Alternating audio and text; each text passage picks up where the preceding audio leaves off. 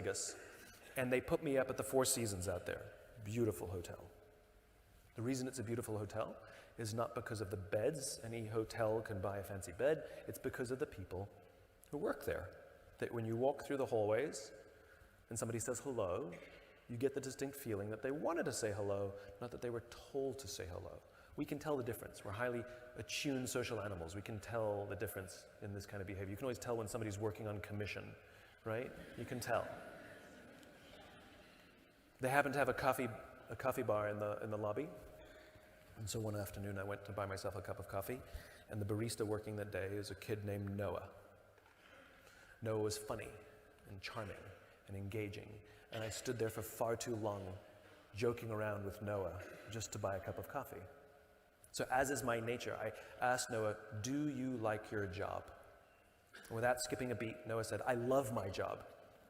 Now, to someone in my line of work, that's significant, because like is rational. I like the people I work with, I like the challenge, I get paid well, I like my job. Love is emotional, it's a higher order thing. Do you love your wife? I like her a lot. It's different. Noah said, "I love my job." So immediately I followed up. Tell me specifically, I asked, what the Four Seasons is doing that you would say to me, you love your job, without skipping a beat. Noah said that throughout the day, managers will walk past me and ask me how I'm doing, ask me if there's anything that I need to do my job better, not just my manager, any manager.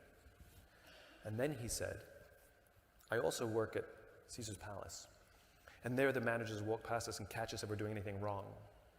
There they want to make sure we're doing everything right. They want to make the numbers. I like to keep my head below the radar and just get through the day and collect my paycheck. He said, only at the Four Seasons do I feel I can be myself. That's a trusting team.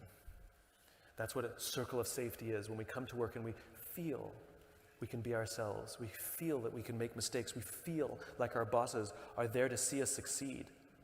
I get this question all the time, Simon, how do I get the most out of my people? Like they're a towel that you wring.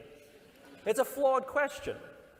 The question is, how do I help create an environment in which my people can work at their natural best? And the answers will be entirely different. That's called good leadership. And the leader's responsibility is to create an environment in which people can work to their natural best, in which the people can trust each other, develop these trusting teams. Trusting teams is something very specific. Trusting teams means that someone can come to work and raise their hand and say, I made a mistake. I don't feel like I have adequate training to do the job you've asked me to do. I'm scared. I'm having problems at home and it's affecting my work. I need help.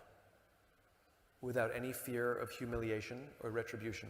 If anything, they say these things with absolute confidence that people will rush in to help them. If we do not have trusting teams, what we do have is a group of people who show up to work every single day lying, hiding, and faking. They would never admit mistakes for fear that it would put them on some short list for redundancies the next time they come up or get in trouble. They're never going to tell you that you've promoted them and they don't know how to do their job for fear that they haven't earned it or they're not good enough or that they're going to lose your trust. They're never going to admit that they're having trouble at home and it's affecting their work for fear that if they were to take a day off, it would affect them. And they're certainly never going to say they need help.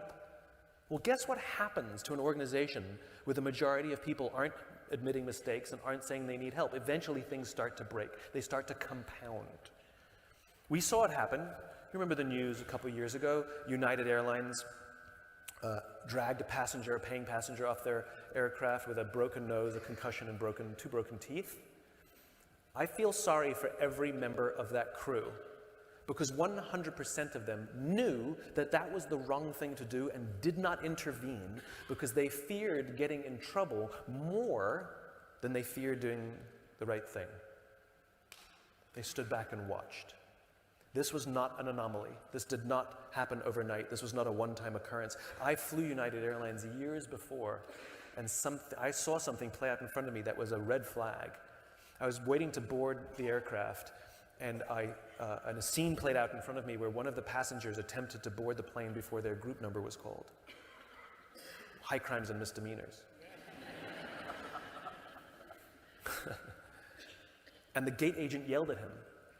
Step aside, sir. I haven't called your group yet. Please step aside and wait till I call your group, is how she talked to a paying customer.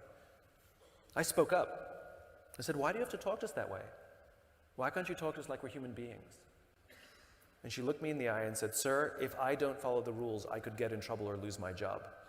What she revealed to me is that she does not feel safe in her own organization. Her leaders do not trust her to do the job for which she's been trained to do. And guess who suffers? Customer and company. The reason we like flying Virgin or Southwest Airlines or any of these other airlines is not because they have some magical formula to hire the best people. It's because the people who work there feel safe, they feel like they have agency, they feel like they can make decisions in their own jobs, and they feel like their leaders trust them to do the job for which they've been trained to do. And guess who benefits? Customer and company. That's what creating a circle of safety is. That's what a trusting team is. That people feel like they have control and agency over their own jobs. I spoke at a large energy company. I did a workshop with some senior executives at a large energy company in the United States, and it was an unbelievably hot room they had us in. So I asked something seemingly very obvious. Do you think we could turn up the air conditioning? And we came back after lunch, and it was the afternoon, many hours since my request, and it was still unbelievably hot. And I said, were we able to turn up the air conditioning? And they said, yes, we told the facilities people here they had to send the request to headquarters in Houston. We're waiting for Houston to get back to us before they can turn down the air conditioning. That's the air conditioning.